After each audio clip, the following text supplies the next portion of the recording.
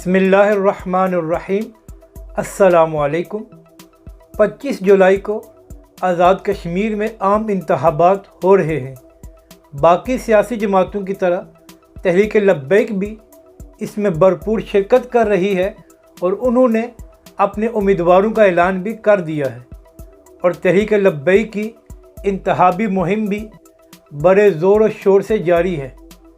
और इसी से खौफज़दा होकर आज़ाद कश्मीर की हुकूमत जो नून लीग की है, और वैसे भी आज़ाद कश्मीर में नून लीग तोड़ फोड़ का शिकार है और लोग उसको छोड़ कर जा रहे हैं और दूसरी जमातों में अपनी शमूलियत इख्तियार कर रहे हैं।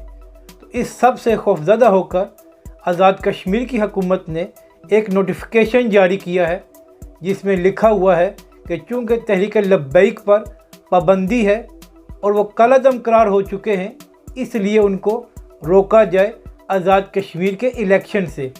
हालांकि अभी पाकिस्तान में काफ़ी ज़िमनी इलेक्शन हुए हैं और उन सब में तहरीक लब्बैक ने शिरकत की है और इलेक्शन कमीशन ऑफ पाकिस्तान ने तहरीक लब्बैक को रोका नहीं है, क्योंकि अभी तक कलअदम होने का फ़ैसला अदालत में नहीं गया और ना ही अदालत ने इसको मंजूर करके इलेक्शन कमीशन के हवाले किया है।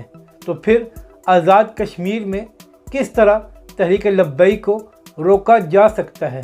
लगता है फारूक हैदर और उसकी हुकूमत को नज़र आ रहा है कि नून लीग को एक बड़ी शिकस्त होने जा रही है और इसका सबब तहरीक लब्बैक भी होगी, तो इसलिए इनको इलेक्शन से रोका जाए।